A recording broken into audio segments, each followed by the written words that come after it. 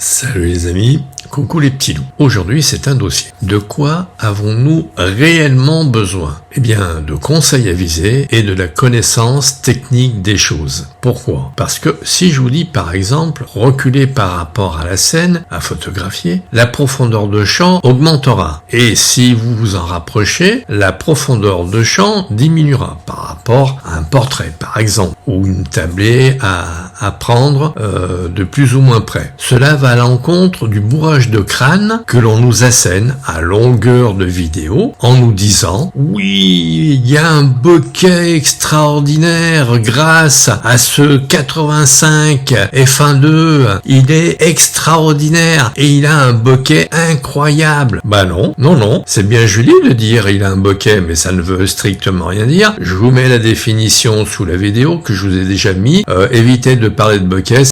Par contre, pour avoir un beau flou d'arrière-plan, rien ne vaut un diaphragme avec le plus grand nombre de lamelles pour composer le diaphragme. Par exemple, un diaphragme avec 9 lamelles aura un bokeh bien plus beau qu'avec un diaphragme avec 6 lamelles. Pour le flou, faites l'expérience. Je vais vous mettre des photos pour vous donner un petit peu le truc. Prenez une cible, avancez de 40 cm, puis par rapport à la position initiale, vous reculez de 40 cm et tant qu'à faire, vous vous mettez à F4 pour avoir un diaphragme moyen, pas trop ouvert si vous avez un objectif qui ouvre à un 8, et cela vous permettra de bien visualiser qu'effectivement, en vous rapprochant ou en vous reculant, eh bien, vous allez avoir un changement de profondeur de champ. Les photos qui suivent vous en apprendront tout autant.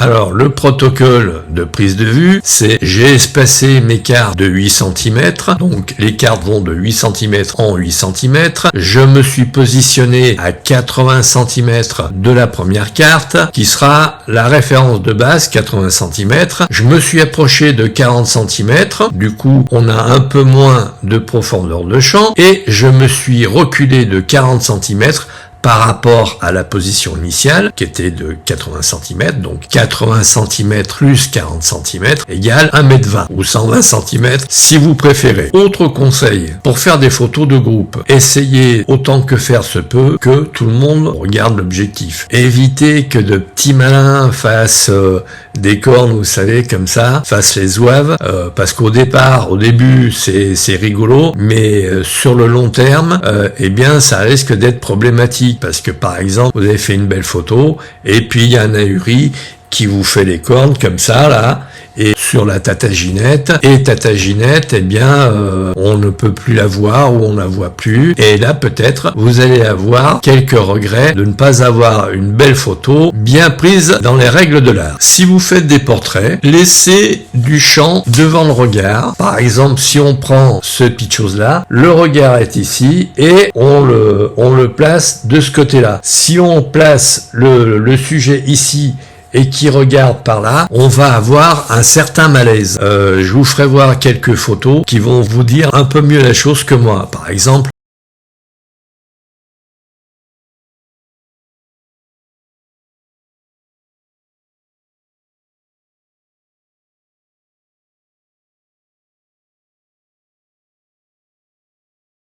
donc si vous faites du portrait, laissez du champ devant le regard. Ça vous permettra de donner une certaine perspective à votre portrait. Évitez de mettre, comme je vous l'ai dit, le regard ici et qui regarde de ce côté-là, sauf si vous voulez mettre mal à l'aise les gens qui regardent pour X raisons pour raconter une histoire.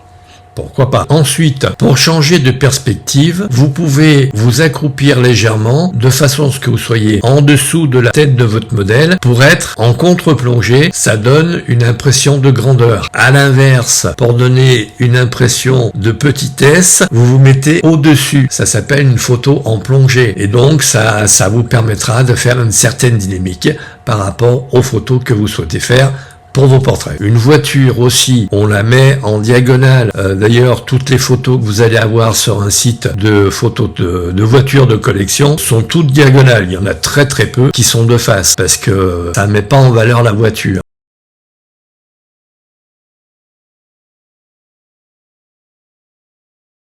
De même qu'un pont, vous le mettez en diagonale, vous ne le mettez pas face à vous.